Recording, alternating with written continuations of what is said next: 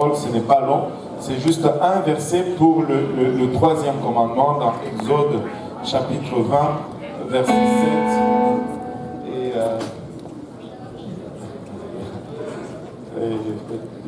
Exode chapitre 20, verset 7. Et voilà. Et donc nous allons regarder ce troisième commandement ou troisième habitude. Amen. Aujourd'hui, ils m'ont donné un truc technologique. Donc, je peux contrôler à partir d'ici. Voilà, déjà, ça ne marche pas.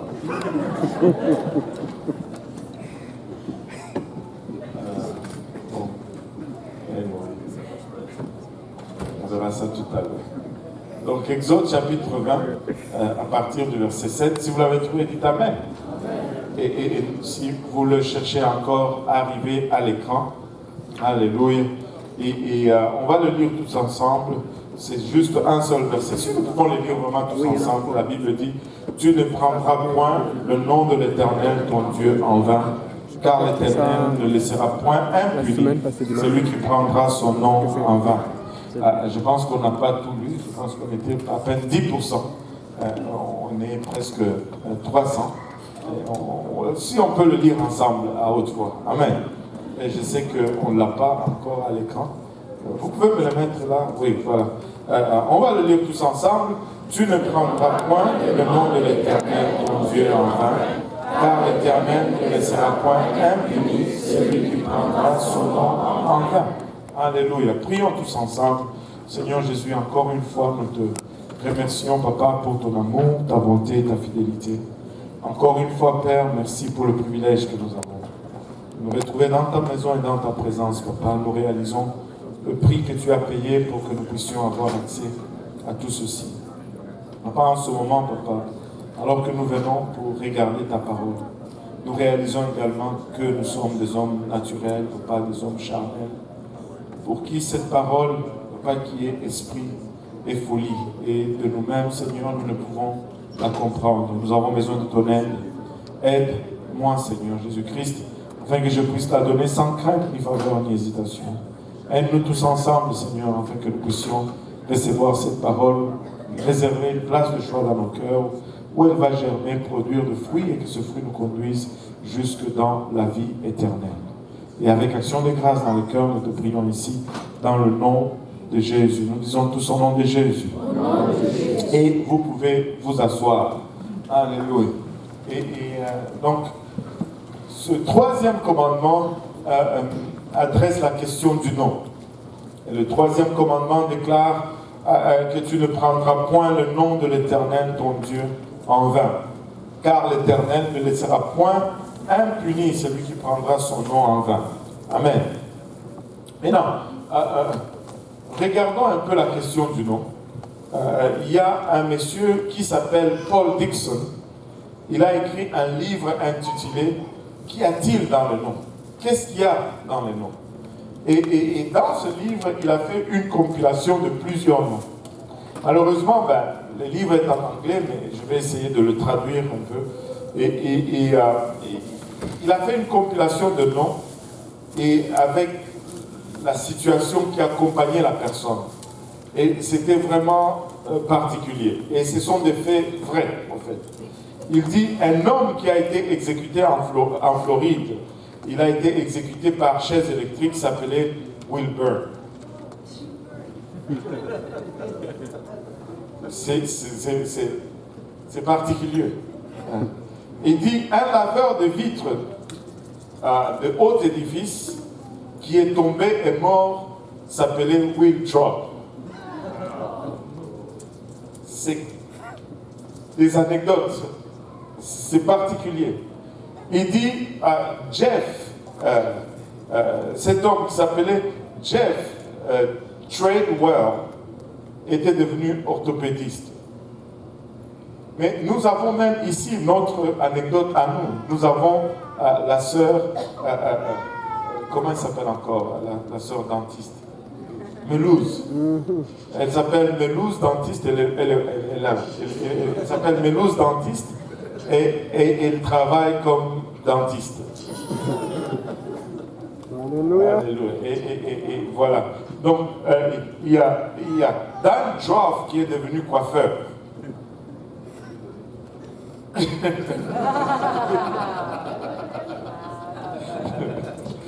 Aïe, aïe, aïe.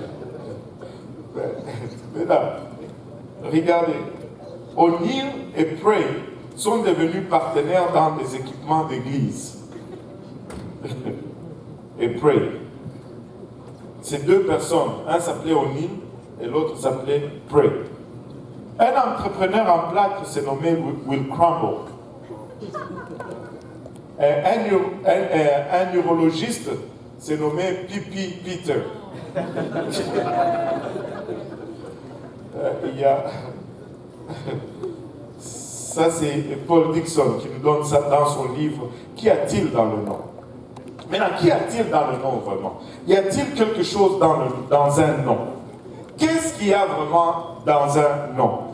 Laissez-moi vous dire, beaucoup, s'il s'agit du nom de Dieu.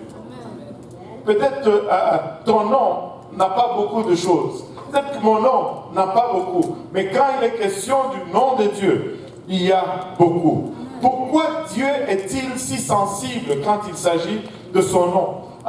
Parce que ton nom va représenter trois choses. Au fond, quand le nom va impliquer ou vont représenter toujours trois choses. La première des choses qu'un nom représente, c'est ta réputation. Alléluia. Bon, juste faites-le parce que je pense qu'ici, moi j'ai... Ah, ça fonctionne. C'est moi ça? Ok.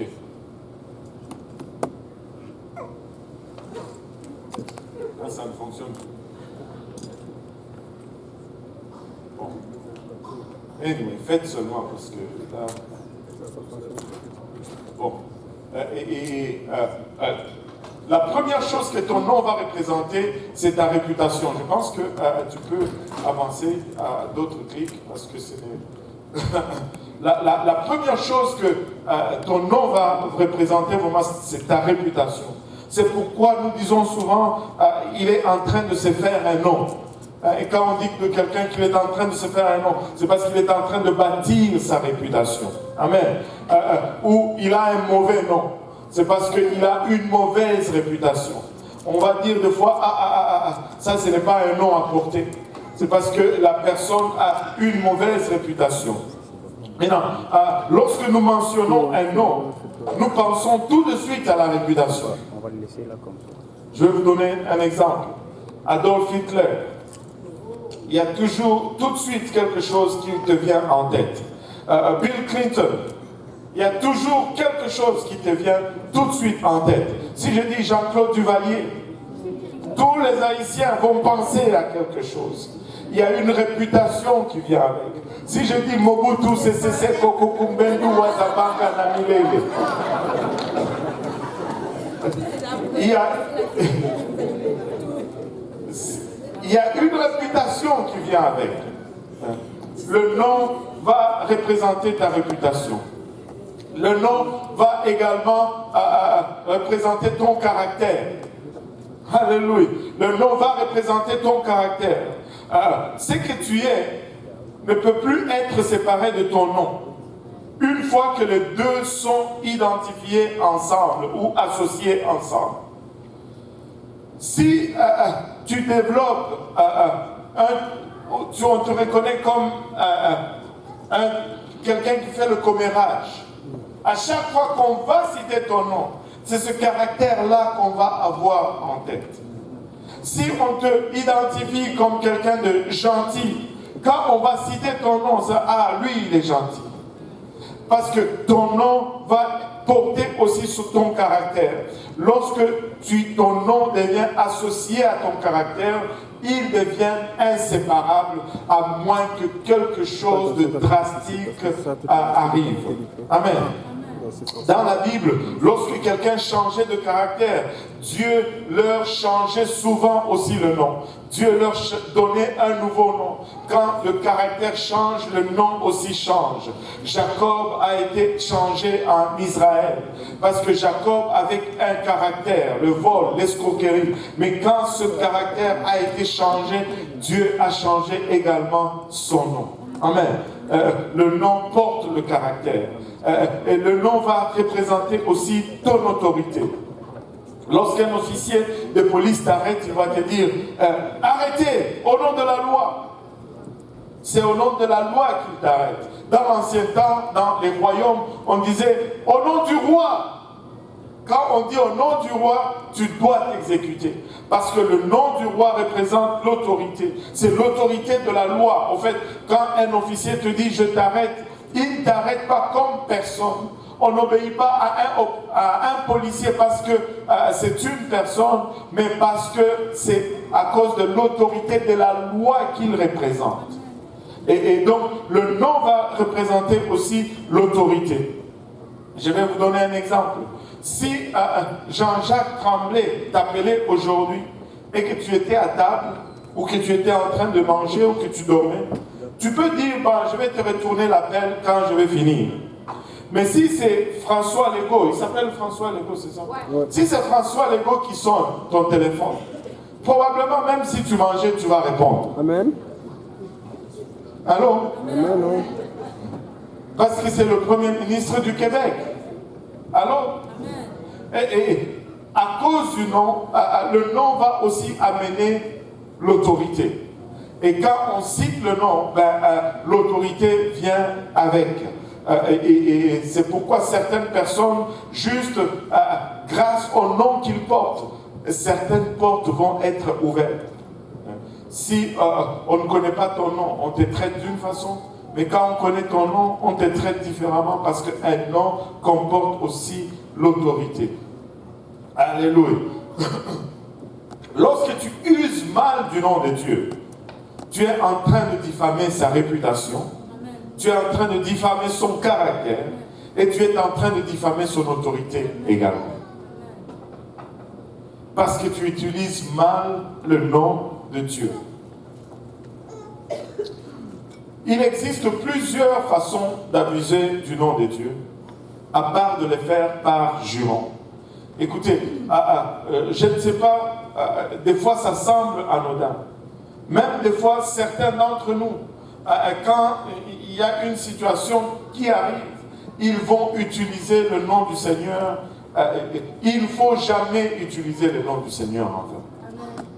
Le monde abuse du nom du Seigneur, mais pas nous. Amen. Comment pouvons-nous connaître le nom de Dieu? Comment pouvons-nous arriver à connaître le nom de Dieu? Parce que si nous ne voulons pas l'utiliser de manière légère, nous devons connaître ce nom. Peut-être que nous utilisons ce nom sans savoir à qui ce nom est associé ou qu'est-ce que ce nom représente. Regardez, dans l'Ancien Testament, Dieu utilisait plusieurs noms pour se référer à lui-même. On va regarder les deux noms les plus importants aujourd'hui.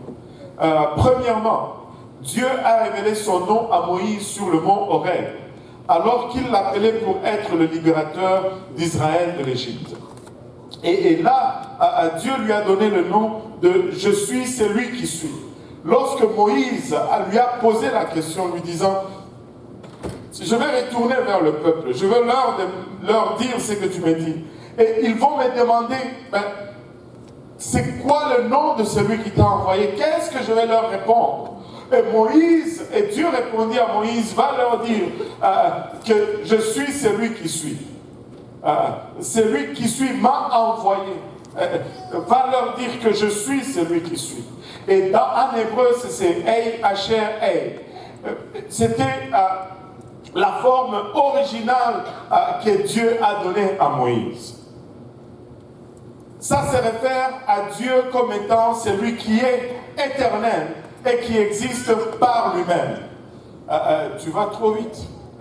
Attends un peu. Reste sur Moïse. Après, on va On va y arriver. Suis-moi seulement et puis tu vas voir que ça se fait tout seul. Amen. Alléluia. Mon slider de tous les jours n'est pas là. Alors j'ai des remplaçants en haut. Et voilà, il faut être patient avec eux. Alléluia. Maintenant, et ça c'était la forme primaire qui a été donnée à Moïse. Maintenant, ça décrit Dieu comme étant celui qui est omnipotent, omniprésent, omniscient. Il existe par lui-même. Il dit, je suis celui qui suis. Ça fait étrange que quelqu'un te dise ça, je suis celui qui suis. Donc, il ramène toute l'existence à lui-même. Extraordinaire. C'est aussi une expression hébraïque qui veut dire, quand tu vas y arriver, j'y serai. Dieu dit, quand tu vas y arriver, j'y serai. Et Dieu a encouragé Moïse en lui disant, je serai toujours ce dont tu auras besoin que je sois, et je serai toujours là avant que tu ne t'y rendes. Laissez-moi vous dire, des fois, nous sommes dans des problèmes, nous commençons à stresser avant que tu n'arrives à ces problèmes. Dieu y était déjà avant toi. Avant que tu ne rencontres ces problèmes, Dieu l'avait rencontré avant toi. Il est là continuellement présent. Il dit, je suis celui qui suis. En fait, il laisse la place que tu ajoutes ce dont tu as besoin. Je suis, si tu es malade, ta guérison. Je suis, si tu es en manque, ta provision. Je suis, si tu es lié, ta délivrance. Il dit tout simplement, je suis. Je suis. Alléluia. Je suis. Si tu as besoin de salut, il est ton rédempteur. Alléluia. Je suis veut dire que Dieu n'est jamais à court et qu'il n'est jamais en retard. Il est tout le temps présent. Remarquez une chose. Il n'y a qu'une seule place, un seul endroit dans lequel tu peux vivre. C'est le présent. Tu ne peux pas vivre dans le passé et tu ne peux pas vivre dans le futur non plus. Quand tu essaies de vivre dans le passé, tu as de sérieux problèmes. Tu deviens dépressif, tu deviens toutes sortes de cas. Mais si tu essaies de vivre dans le futur également, tu deviens un rêveur, un idéaliste. Ça ne marche pas non plus. Tu ne peux vivre que dans le présent. Et Dieu dit, je suis. Alors, là où tu es, il sera toujours. Il sera continuellement. Alléluia. Un autre nom important de Dieu dans l'Ancien Testament, c'est le nom YHWH qui provient de 4 consonnes ou le tétragramme qui est Yod, He, Va, He. En hébreu, ils écrivent toujours de la droite vers la gauche. Nous écrivons de la gauche vers la droite. Nous, si nous regardons cela, nous allons lire He, Va, He, Yod. Non, c'est Yod, He, Va, He. On va dans le sens contraire. Alléluia. Et c'est ça, on appelle cela le tétragramme, parce que ça nous donne 4 consonnes. Et si nous traduisons cela en français, nous allons probablement dire l'Éternel, ou le plus proche que nous pouvons arriver dans la prononciation, c'est le nom Yahweh, ou certains disent Jéhovah. D'autres disent Yahweh, d'autres disent Jéhovah. Je sais que avec la connotation d'un certain groupe, certains pentecôtistes sont arrivés à une place où ils te disent que tu ne peux pas utiliser le nom de Jéhovah. Et on ne peut pas aller à ce point-là. C'est la Bible qui nous donne Yahweh. Alors,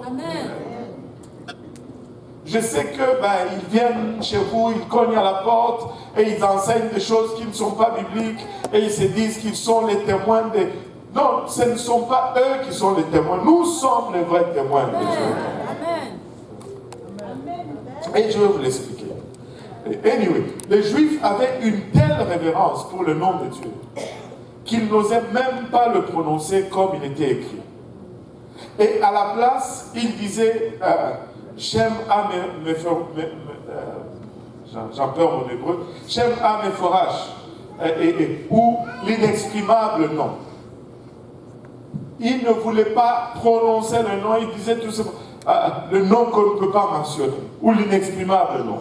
Et il est remplacé par le mot Adonai, qui signifie Seigneur, ou Hachem, qui signifie le nom. Et quand ils arrivaient là, dans la parole, ils disaient, quand ils arrivaient là où était écrit le nom de Dieu, ils disaient tout simplement le nom. Et ils continuaient à la lecture. Et c'est à cause de cela que nous avons littéralement perdu la prononciation de ce nom. Mais le commandement de Dieu n'était pas contre la prononciation du nom. Ils ont pris le troisième commandement et dit nous ne voulons pas tellement prononcer le nom en vain que nous n'allons même pas le prononcer. Et là, ils sont arrivés à une place où ils l'ont même oublié. Dieu n'a jamais interdit la prononciation de son nom. Mais il a demandé la révérence à son nom et le respect à son nom. Dans le Nouveau Testament, Dieu accompagne maintenant sa révélation dans la chair avec un nouveau nom. Et ce nom, c'est Jésus, qui inclut et supplante Yahweh. Jésus inclut Yod, He, Va, He, et ça supplante cela. Et c'est vraiment H, Y-H, W-H, mais bon, on l'a écrit en français. Amen. Alléluia. Parce qu'à un moment donné, tu te demandes, je le représente comment, mais c'est comme ça. Tous les autres, le nom de Jésus supplante et remplace tous les autres noms dans l'Ancien Testament. En fait, le nom de Jésus est le nom rédempteur de Dieu dans le Nouveau Testament. C'est le nom de puissance, d'autorité suprême, le seul nom qui sauve, le nom donné pour la rémission des péchés et le nom le plus élevé qui n'ait jamais été révélé.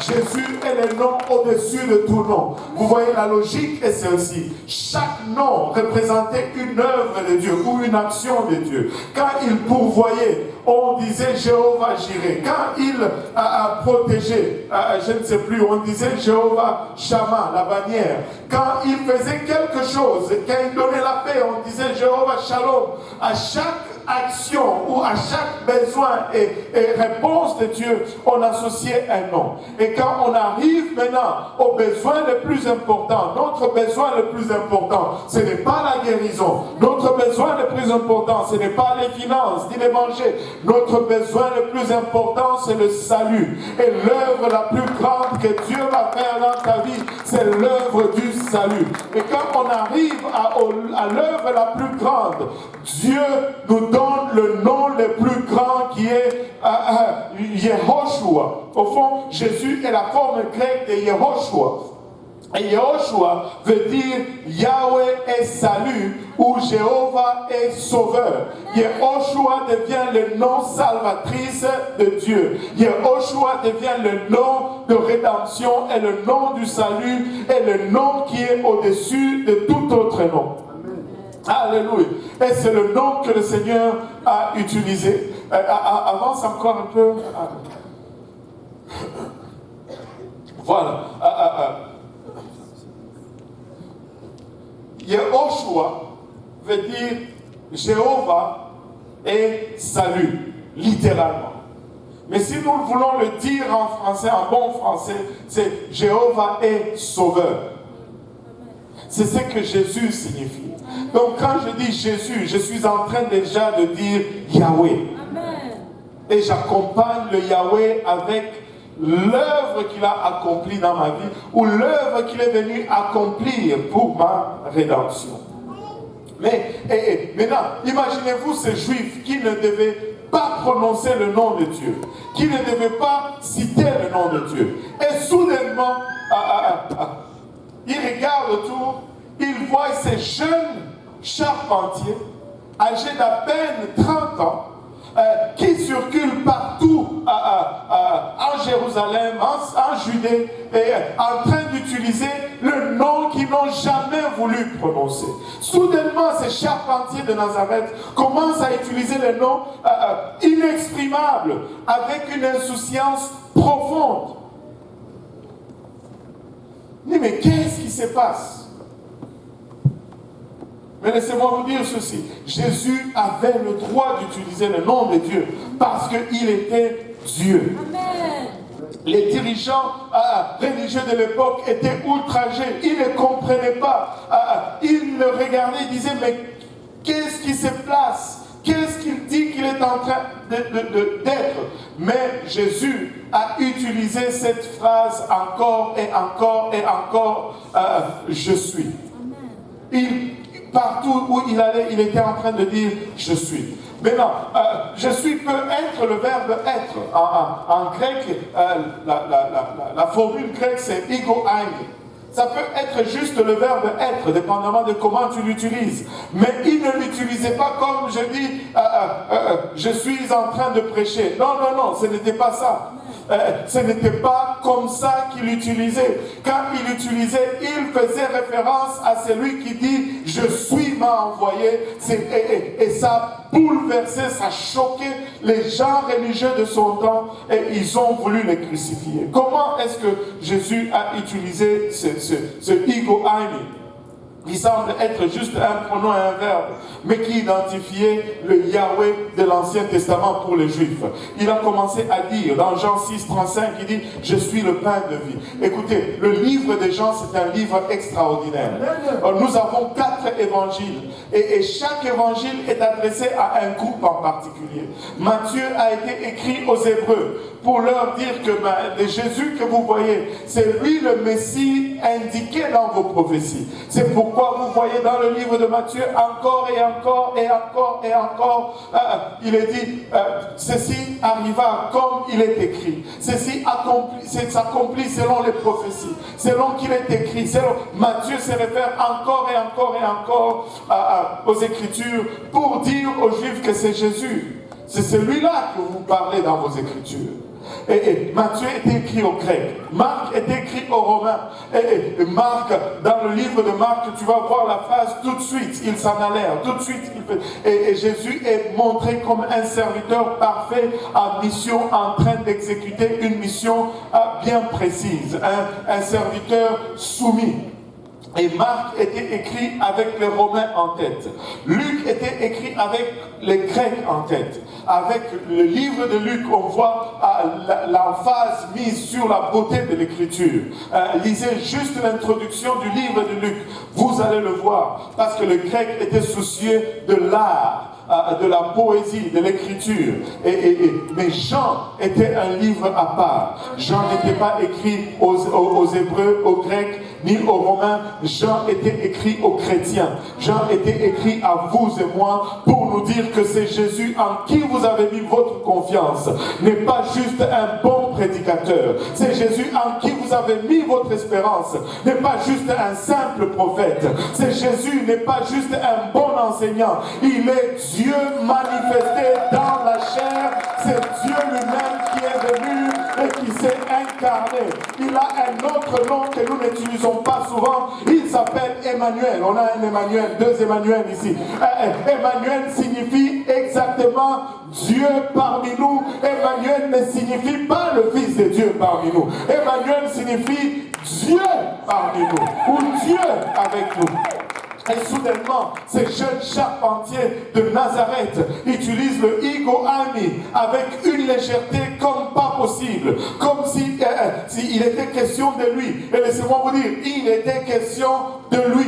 Alléluia. Dans Jean 6, 35, il dit, je suis le pain de vie. Dans Jean 8, 12, il dit, je suis la lumière du monde. Et à chaque fois, il dit, je suis. Les Juifs se serrent dans leur cœur.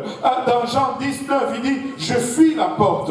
Dans Jean 11, 25, il dit, je suis la résurrection et la vie. Celui qui croit en moi vivra quand même il serait mort. Et là, ils étaient choqués, bouleversés. Comment tu vivrais même si tu étais mort? Laissez-moi vous dire, il est la vie éternelle. Si tu crois en lui, tu ne seras jamais confus. Si tu crois croient en lui, même si ce corps, alléluia, connaît la mort, mais au son de la trompette, au signal de l'archange, ces mortels revêtra l'immortalité. Et les morts en Christ ressusciteront. Et nous allons partir tous à sa rencontre. Il a la vie éternelle. Dans Jean 14, 6, la Bible nous dit, il nous dit, je suis le chemin, la vérité et la vie. Nul ne vient au Père que par moi. Faute grammaticale. Non, non, non, non, non. Il était en train de nous donner un message. Il ne dit pas nul ne va au Père. Il dit nul ne vient au Père. Parce qu'il est le Père. Tu ne peux pas venir à quelqu'un d'autre. Tu ne peux venir qu'à celui qui parle.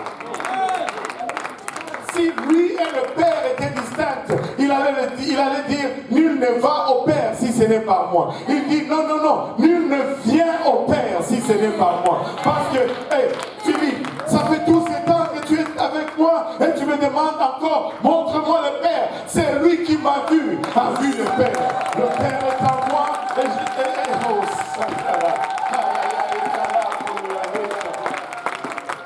Jésus est le Dieu d'éternité incarné dans la chair.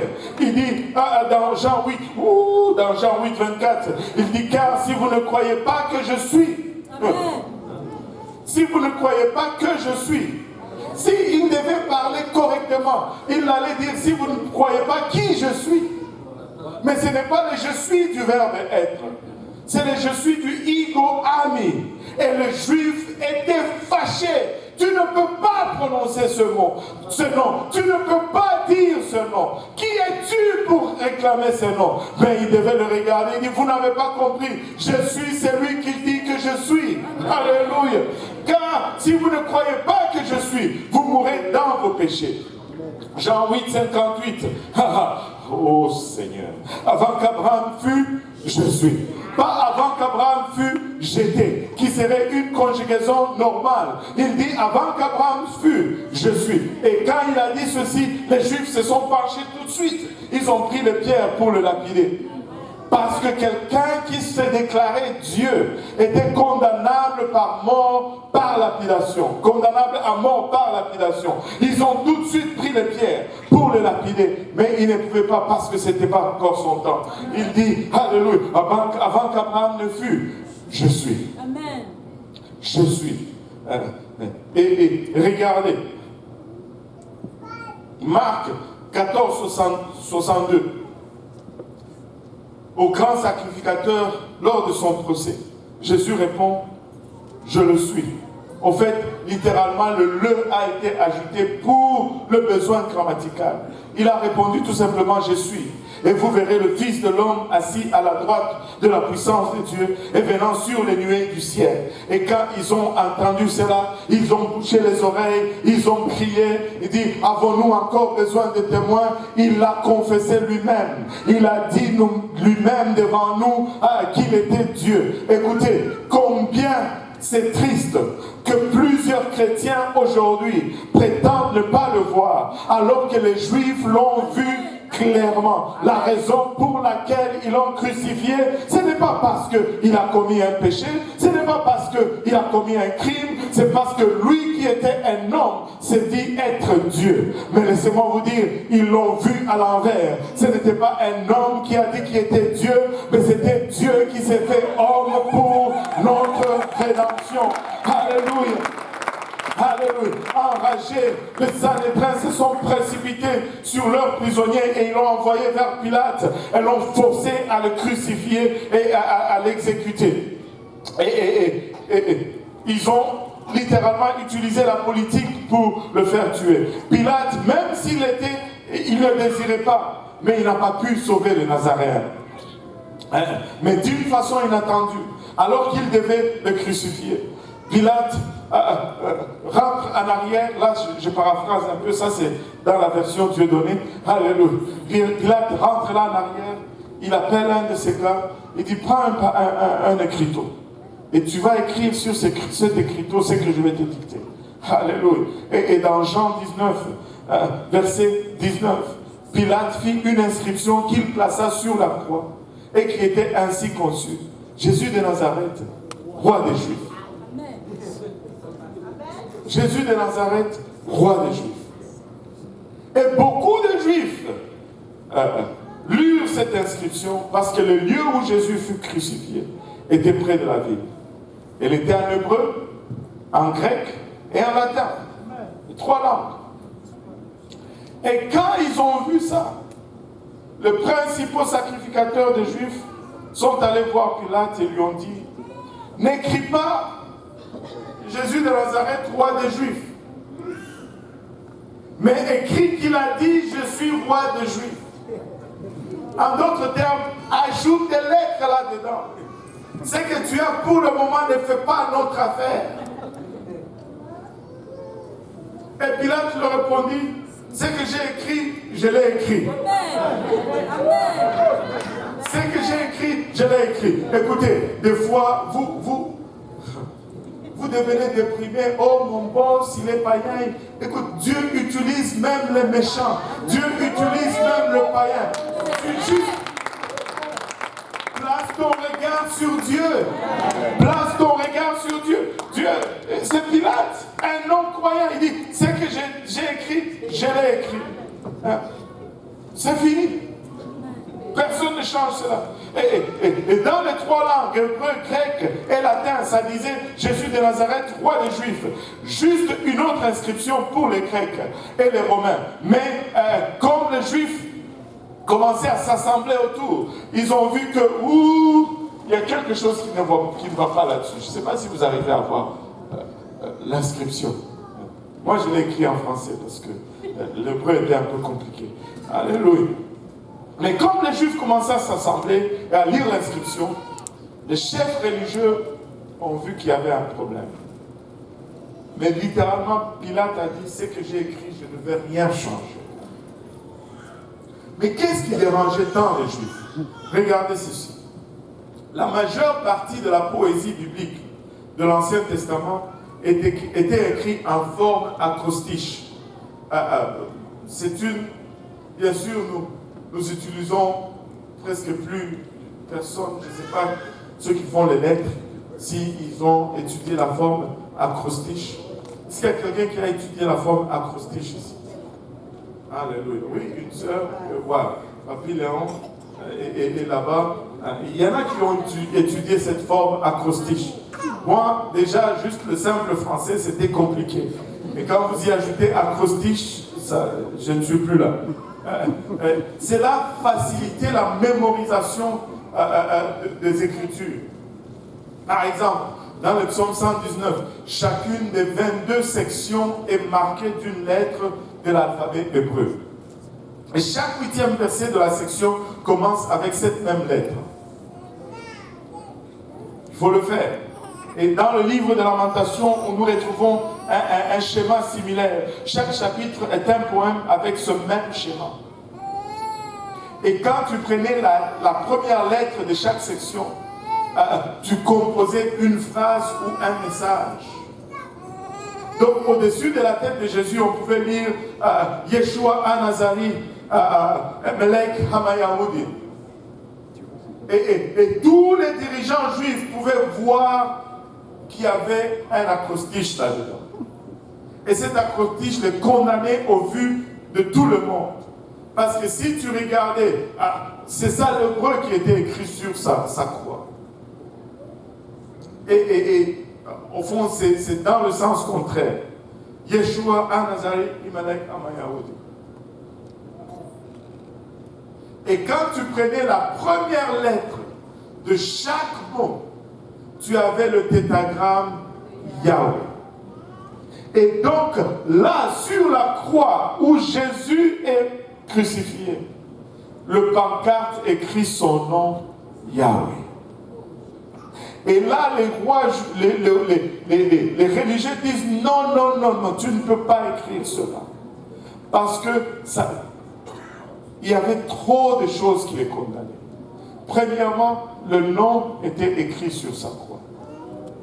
Deuxièmement, ils avaient une coutume chez les Juifs que lors du jour de l'expiation, chaque famille amenait sa brebis pour le pardon de ses péchés. Et comme il y avait plusieurs familles, chaque brebis venait avec une pancarte attachée à son cou. Et sur cette pancarte était écrit le nom de famille à laquelle appartenait cette brebis. Amen. Et sur le brebis, l'agneau de Dieu, il y avait aussi une pancarte sur laquelle était écrit le nom de famille. Ils ont dit non, effacez. Pilate a dit non, ce que j'ai écrit, je l'ai écrit. Yod, He, Va, He. Et au vu de tous, c'était là. Laissez-moi vous dire, quand il était à la croix que son sang coulait, ce n'était pas le sang d'un charpentier qui coulait. C'était le sang de l'Éternel des armées qui coulait. C'est pourquoi dans le livre des Actes, je n'ai pas ce verset-là, la Bible nous dit prenez soin de l'Église de Dieu qu'il s'est acquise au prix de son sang. Le nom de Dieu, c'est Jésus. Nous adorons le nom de Jésus. C'est le nom que nous adorons. C'est le nom que nous glorifions. C'est le nom que nous élevons. C'est le nom qui est au-dessus de tout le nom. C'est le nom par lequel nous avons l'enlèvement des baptêmes, des péchés, je veux dire, par le moyen du baptême. Aujourd'hui, il y a un baptême qui va se faire ici.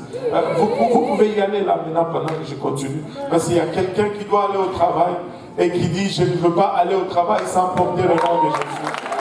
Depuis Saint-Michel jusqu'ici, il attendait le moment. Vous pouvez faire pendant que je continue mon message, c'est correct. Amen. Alléluia. Maintenant, regardez ceci. Alléluia. Le nom de Dieu, c'est le nom par lequel nous avons le pardon de nos péchés. Et si vous êtes là et que vous n'êtes pas encore baptisé au nom de Jésus, nous avons l'eau, nous avons des vêtements de rechange. Ça ne prend que votre obéissance. Ça ne prend que votre obéissance, afin que ce nom glorieux, ce nom puissant soit aussi marqué sur votre vie. Maintenant, 5 façons par lesquelles nous abusons du nom de Dieu. Premièrement, nous utilisons le nom de Dieu pour insulter. Ça, c'est lorsque nous utilisons des paroles profanes ou des jurons pour exprimer une irritation par rapport à une situation ou pour rabaisser quelqu'un. Tu sais, même, écoutez, utilise autre chose. Je sais que nous avons même une déformation sociétale. Parce que tellement de gens, quand il y a quelque chose, ils disent « Oh !» et ils utilisent le nom de Jésus. Ne fais pas ça. Amen. Honore ce nom-là. Amen. Honore ce nom-là. Les États-Unis et le Canada sont les 2 nations les plus blasphémateurs dans le monde. Les bouches les plus sales sont celles de nos comédiens qui sont payés pour blasphémer le nom de notre Seigneur des centaines de fois chaque jour et chaque soir dans notre diabovision, je dis dans notre télévision, peu importe. Les gens qui jurent manquent de contrôle émotionnel et de maturité. Jurer ou blasphémer ne demande pas vraiment de l'intelligence. Des fois, nous pensons que, tu sais, surtout quand tu commences à apprendre l'anglais, tu penses que c'est tous les mots en S ou en F qui fait de toi que tu parles anglais. Mais ça, c'est pas l'anglais. C'est pas l'anglais. Ouais, amen. S, ceci, F, ça, c'est pas être en ça, c'est pas l'anglais.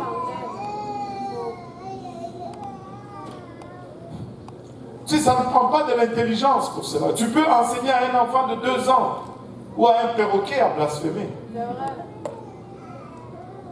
Mais ça prend de la maturité et de la discipline pour contrôler son discours. Amen. Je vais vous donner un exemple. Il y avait un fermier qui était en retard pour le dîner. Et sa femme lui demande, mais est-ce que c'est la charrette qui s'est brisée en route ou quoi? Et le fermier lui répond, il dit, non, c'est pas ça. Sur le chemin, de retour, j'ai vu les curés qui rentraient à la maison, je lui ai offert un lift. Mais après que les curés aient pris place, mes chevaux ne savaient plus ne comprenaient plus rien de ce que je disais.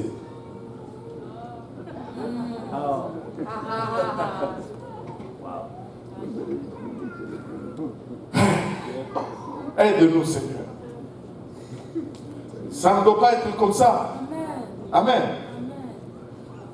Deuxièmement, nous utilisons le nom de Dieu pour justifier, ou pour permettre, ou pour autoriser. Ça, c'est lorsque nous justifions nos actions en blâmant Dieu au lieu de prendre nos responsabilités. Ça, c'est utiliser le nom du Seigneur en vain. Ces gens qui disent, oh, je ressens que, ou je ne me sens pas dirigé.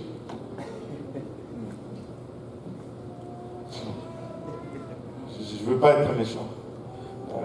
Ces gens disent des choses comme, si Dieu veut que je fasse ceci ou cela, il me le fera voir. Ou s'il ne veut pas que je fasse ceci, il va me dire. Alors que la volonté de Dieu est déjà écrite dans sa parole. Amen. Tu cherches la volonté de Dieu, la Bible est là. Amen. Quelle autre volonté que tu cherches?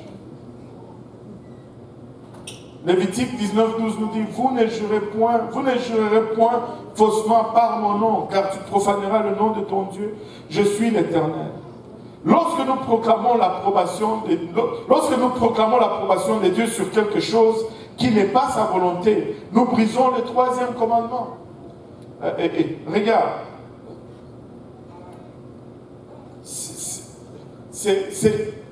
techniquement, c'est comme si tu kidnappais la bénédiction de Dieu. C'est comme si tu kidnappais l'autorisation de Dieu.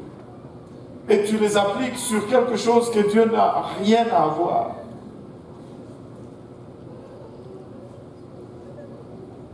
Des fois, en troisième point, nous allons utiliser le nom de Dieu pour intimider.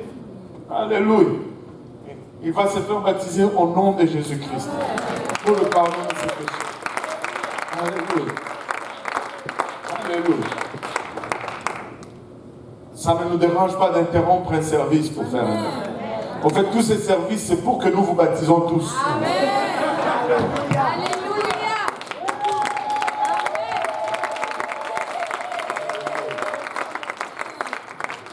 Alléluia. Alléluia. Et laissez-moi vous dire ceci. C'est essentiel. Amen. C'est important de revêtir le nom de Jésus. Amen. Tu ne peux pas y arriver sans le nom de Jésus. Tu ne peux pas parvenir au salut sans le nom de Jésus. Hors du nom, il n'y a point de salut.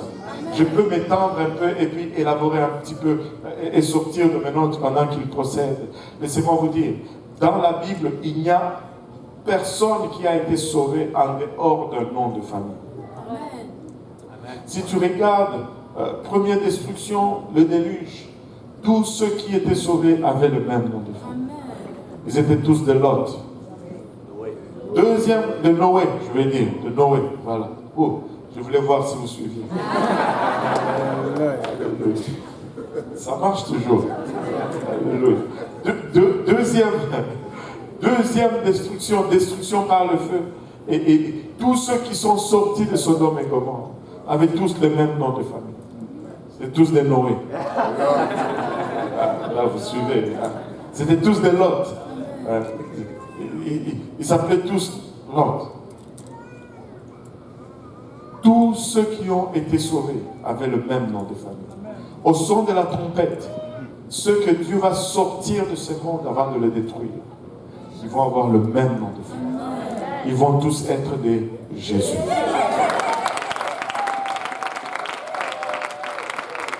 Ils vont tous être des Jésus. Si tu n'as pas encore revêtu de ce nom, nous avons l'eau, nous avons des vêtements de rechange, des essuie-mains, de séchoirs. Ça ne prend que ton obéissance. Ça ne prend que ton obéissance. Amen. Alléluia. Nous utilisons le nom de Dieu pour intimider. Nous l'utilisons pour baptiser aussi. Mais ça, c'est un bon usage. Mais un mauvais usage, c'est qu'on va l'utiliser pour intimider. Alléluia. Sur la confession de ta foi. Sur l'obéissance à la parole de Dieu. Au nom de Jésus. Alléluia. Gloire au nom de Jésus. Gloire au nom de Jésus. Alléluia. Gloire au nom de Jésus.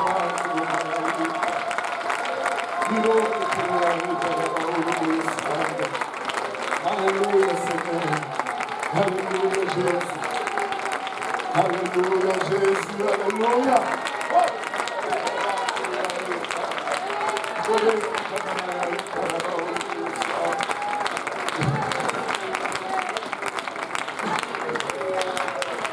Alléluia. Merci Seigneur Jésus. Alléluia. Baptisé au nom de Jésus. Écoutez, c'est l'événement le plus important dans toute ta vie. Peu importe ce que tu accomplis ou que tu n'accomplis pas, c'est l'événement le plus important. Lorsque tu es adopté dans la grande famille de Jésus-Christ. Alléluia. Nous utilisons le nom de Dieu pour intimider. Ceci est lorsque nous déclarons la direction de Dieu sur nos propres idées. Les téléévangélistes font souvent cela. Et en hébreu, le 3e commandement dit ne pas utiliser le nom de Dieu comme un support. Ou comme comme un endossement politique. Tu mets le nom de Dieu sur ce que tu as comme tes propres projets. Comment pouvons-nous utiliser le nom de Dieu comme appui? Chaque fois que nous prétendons faussement avoir l'approbation de Dieu, nous prenons son nom en vain. Amen. Et je vais vous expliquer. Certaines personnes vont essayer de le faire avec leur épouse ou leur enfant. J'ai prié ou nous avons prié, voilà ce que Dieu veut que nous fassions. Tout ça, c'est juste pour que sa femme le dise. Oui. As-tu vraiment prié? Si tu dis que Dieu t'a dit, il faut que tu sois sûr que c'est Dieu qui t'a dit. Sinon, dis tout simplement, je pense que ça devrait être une bonne chose.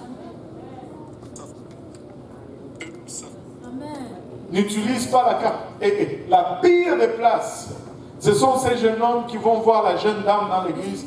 Oh, Dieu m'a dit que... Chasse-le. Amen. C'est pas lui qui t'aime, c'est Dieu qui t'aime. Si lui t'aimait, il allait juste venir te dire que moi je t'aime. N'utilise pas Dieu pour mettre la pauvre fille dans un coin. Écoute, si quelqu'un vient te dire que Dieu m'a dit que c'est toi ma femme, va dire bon, va l'épouser lui parce que c'est lui qui t'aime. Amen. Juste apprends à parler à la fille.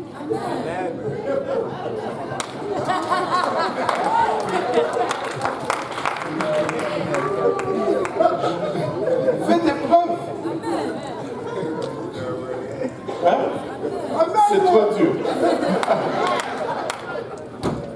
Je ne sais pas. Seigneur, aide-moi. Je suis en train de glisser là.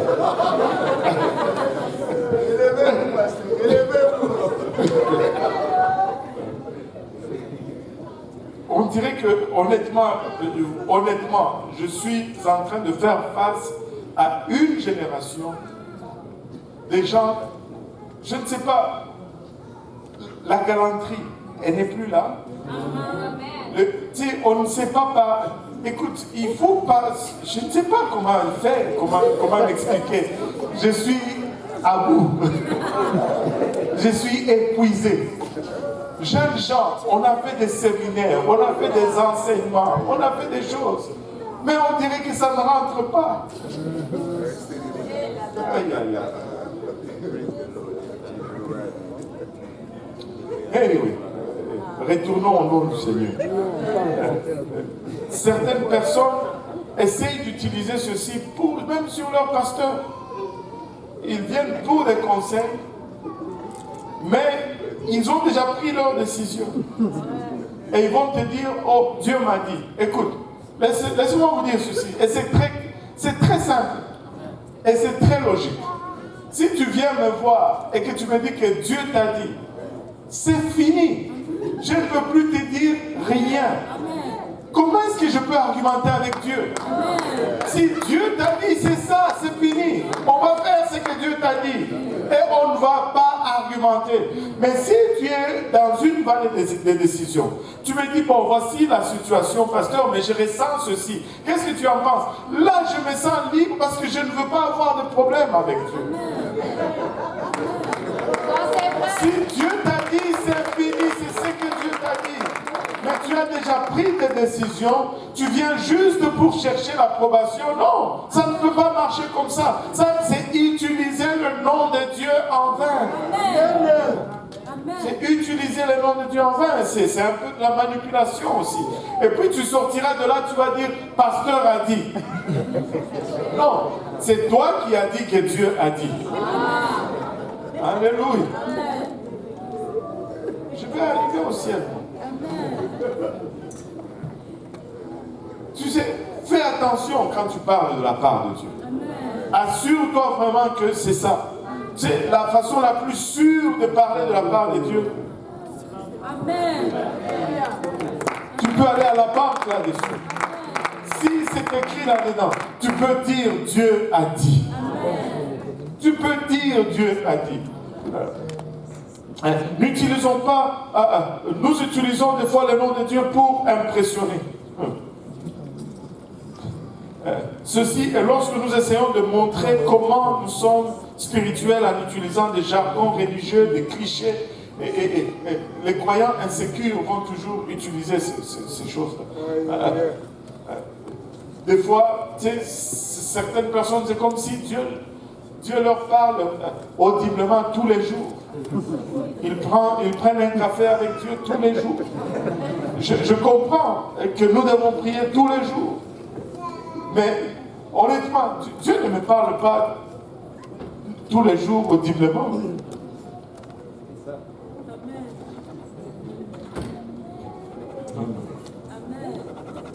Du coup, vous allez penser que je ne suis pas spirituel. C'est correct. Vous êtes vraiment spirituel, c'est bon. En fait, c'est à cela que nous voulons arriver, n'est-ce pas? Alléluia. Alléluia. Regardez, si je compte dans mon 20 ans de marche avec le Seigneur, j'ai entendu peut-être 2 ou 3 fois où j'ai entendu une voix audible que je pouvais dire c'est de la part de Dieu. Et je pouvais dire que c'est de la part de Dieu parce que j'étais dans une crise, le Seigneur me parle, j'ouvre la Bible et je vois que c'est ça là, le problème. Une fois j'ai prié physiquement, Dieu m'a tapé pour me dire que bon, c'était fini. Mais ce n'est pas tous les jours que j'entends la voix de Dieu. Kausi, tu diras à Yvan qu'il doit épouser ta sœur telle. Non, ça ne marche pas comme ça. J'essaie juste de voir la parole et j'applique la parole dans ma vie. Et voilà, je suis dans la volonté de Dieu. C'est simple. C'est simple. Alléluia. Et les jargons, toutes ces choses, ça n'impressionne pas Dieu. Dieu n'est pas impressionné par ce que nous disons. Dieu est impressionné par notre style de vie. Amen. Comment nous vivons impressionne Dieu.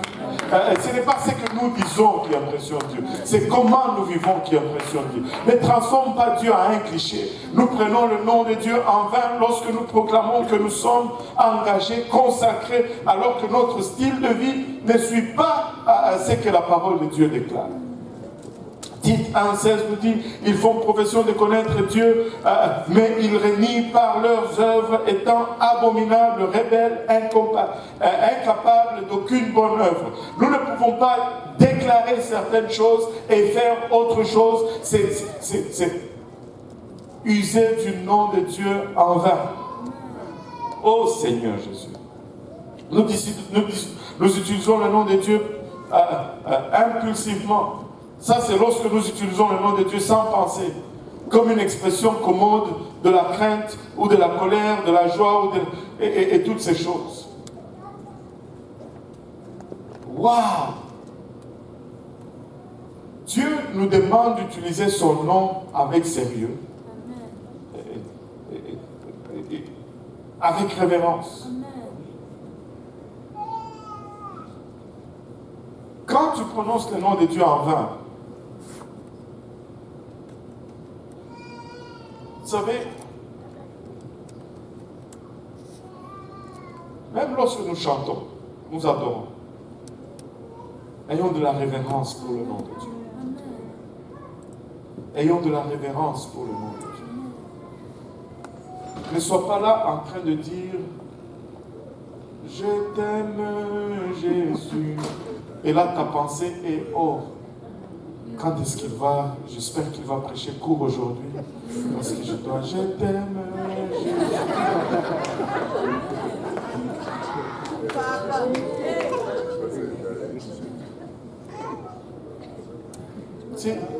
Tu es là en train de chanter mécaniquement alors que tes pensées sont déjà à des kilomètres. Ça, c'est mal user le nom du Seigneur. Ésaïe 29, 13 nous dit, le Seigneur dit, quand ce peuple s'approche de moi, il m'honore de la bouche et des lèvres, mais son cœur est éloigné de moi.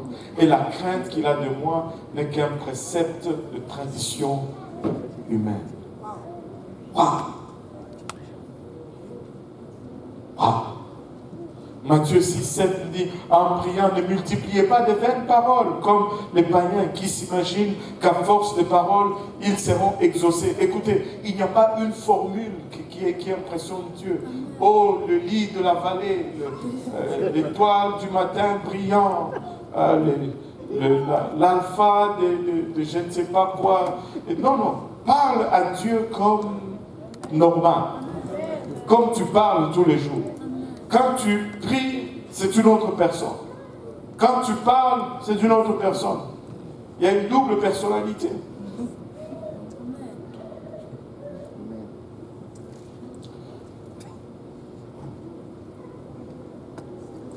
Quand tu ne sais plus quoi faire dans une prière, arrête. Dieu comprend même le silence. C'est vrai. Amen. Amen. Mais cherche pas des mots, juste arrête. C'est vrai. Tu n'as besoin d'impressionner personne. Exode 20, verset 7 nous dit, tu ne prendras point le nom de l'Éternel ton Dieu en vain, car l'Éternel ne laissera point impuni celui qui prendra son nom en vain. Oh, trois façons. Comment utiliser correctement le nom de Dieu? Trois façons. On a vu les choses à éviter, maintenant les choses à faire. Amen. Trois façons. Psaume 61, verset 6. Car toi, ô Dieu, tu exauces mes vœux, tu me donnes l'héritage de ceux qui craignent ton nom. Il y a plusieurs versets dans la Bible qui promettent les bénédictions de Dieu sur nos vies si nous honorons tout simplement son nom. Comment pouvons-nous honorer le nom de Dieu? Premièrement, avoir une révérence continue pour le nom de Dieu.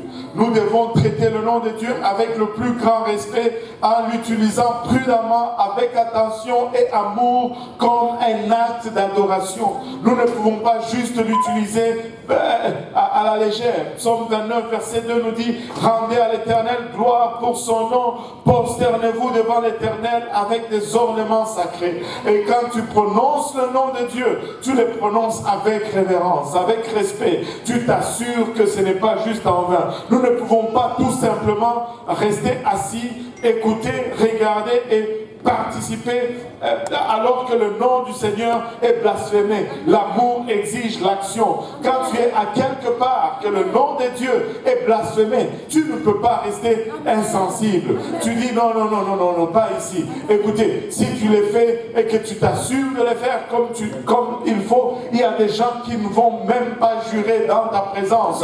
Lorsque tu es là, ils vont éviter de jurer. Lorsque tu es là, ils vont éviter de parler d'une quelconque façon du nom de Dieu.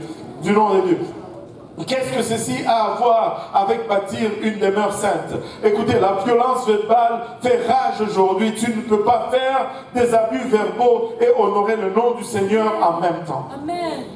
Ça ne marche pas. Deuxièmement, nous devons représenter clairement le nom de Dieu. Nous devons le représenter avec clarté. Notre style de vie peut soit élever le nom du Seigneur ou le traîner dans la boue.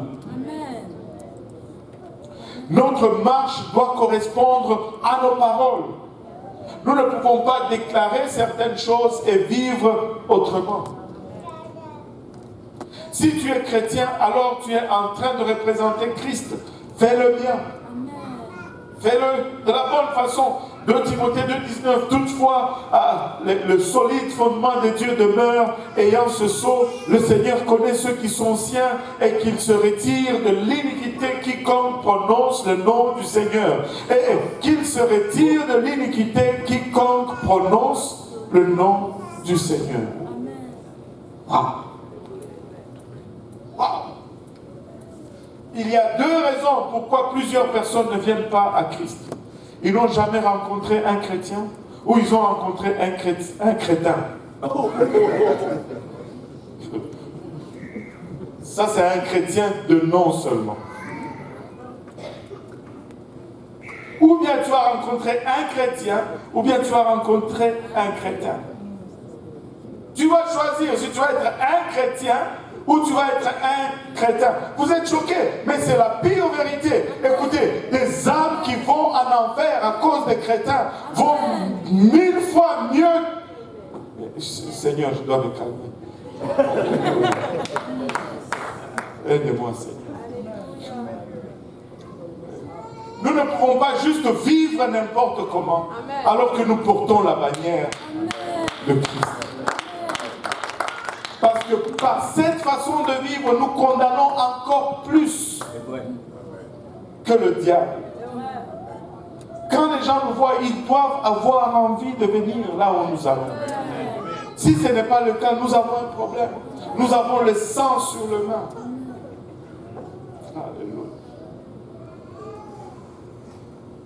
Troisième façon, nous devons dépendre totalement du nom de Dieu. Nous devons dépendre totalement du nom de Dieu. Pourquoi prions-nous au nom de Jésus?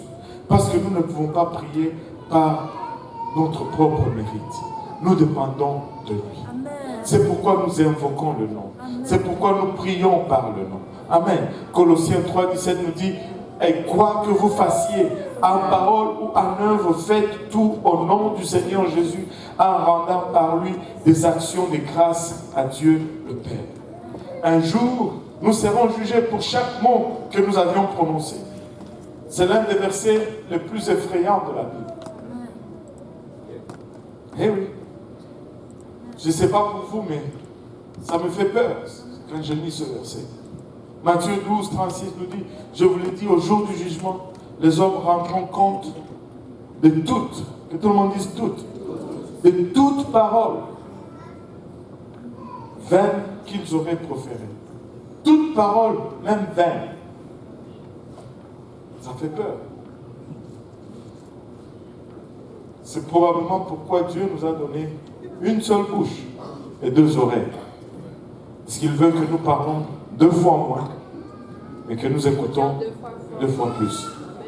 Et quelqu'un qui parle 2 fois moins, ben, il diminue de moitié son potentiel de commettre un péché. Le juron et l'abus du nom du Seigneur montrent un problème dans le cœur. Et cependant, ceux qui adorent de leur bouche et avec leur vie montrent que Dieu est vraiment au contrôle.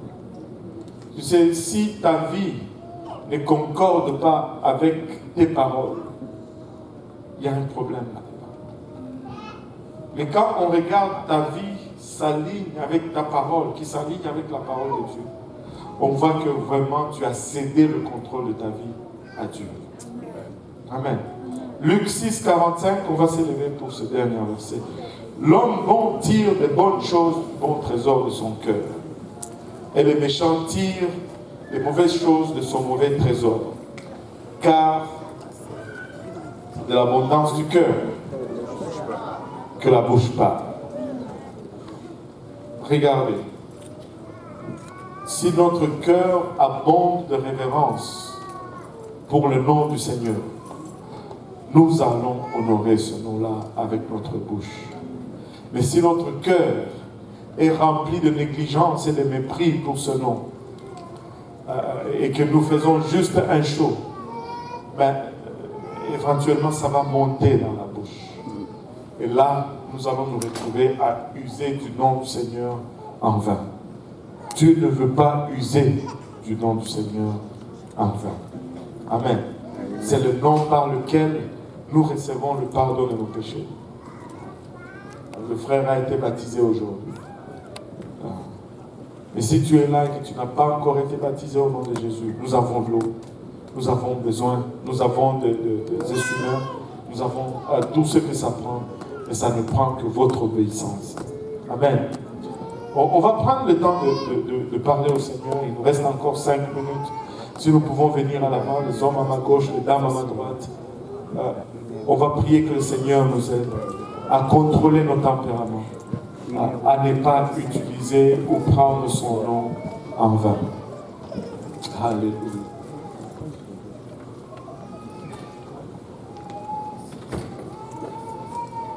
Alléluia. Je vais être un chrétien. Je vais être le véritable. Je ne veux pas être un chrétien. Je veux être un chrétien. Alléluia. Les hommes à ma gauche, les dames à ma droite, nous allons juste prendre le temps de parler au Seigneur et de lui demander, Seigneur, aide-nous aujourd'hui.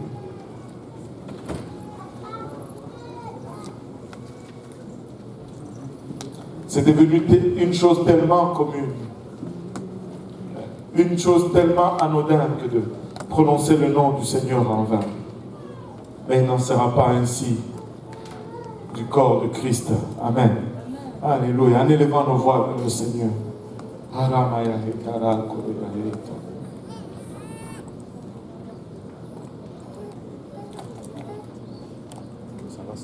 Pouvons-nous l'honorer pour un moment? Pouvons-nous élever nos mains, nos voix vers le Seigneur? En adoration, pouvons-nous lui montrer un peu de révérence pour son nom aujourd'hui?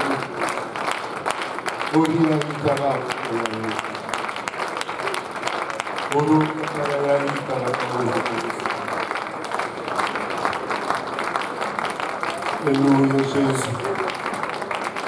Alléluia Seigneur. Alléluia. Papa, étends ta main sur nous, Père. Bolo katamanaya hitara kulaya. Uroboyo hitara kulaya hitara kulaya. Uroko turuya hitara kulaya. Vere maya hitara kulaya hitara kulaya. Alléluia Seigneur. Alléluia Jésus. Alléluia Seigneur. Alléluia. Alléluia Papa. Imana utara kele Oro kitamana utara bao kusa. Papa, étends ta main sur nous et rencontre-nous, Papa, au lieu de nos besoins aujourd'hui. Papa, aide-nous à révéler ce nom, Papa. Le nom de notre rédemption, le nom de notre justification, le nom de notre délivrance, Papa. Nous venons bénir le nom de Jésus. Oh, Papa, pour autant que ce nom est blasphémé à l'extérieur, Papa, nous venons, Papa, le bénir. Nous venons le magnifier, nous venons l'élever, nous venons l'exalter, Papa, il a la chatte, au-dessus de toute philosophie humaine, au-dessus de toute conception, Papa, il a la chatte, nous venons bénir le nom de Jésus, nous venons, Papa, le sanctifier, c'est le nom de notre délivrance, il a la chatte,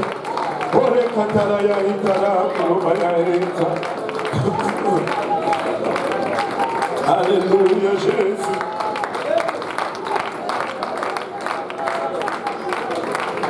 Alléluia Seigneur, Alléluia. Alléluia, ce nom est élevé au-dessus de tout nom, Papa. Il a la chatte. Nous venons, Papa, adorer ce nom précieux. Nous venons l'exalter, Papa. Nous venons le magnifier, Seigneur. Alléluia. Église, si nous pouvons élever nos voix, il y a des gens qui recherchent le Saint-Esprit. Alléluia, dans cet hôtel. Il y a des gens qui sont en train d'être touchés dans cet hôtel. Olimaya itara koloya eta. Olimaya itara koloya eta. Olimaya itara koloya eta. Alléluia Seigneur, Alléluia Jésus. Alléluia Seigneur, Alléluia. Hiroboyo itara keleya eta. Hirokotomana itara baoloboyo sa. Gloire au nom de Jésus. Gloire au nom de Jésus. Sa main n'est pas loin. Il est aussi proche que le simple mention de son nom. Il est aussi proche que le simple mention de son nom. Il est aussi proche, alléluia, que le simple mention de son nom. Quand nous invoquons son nom,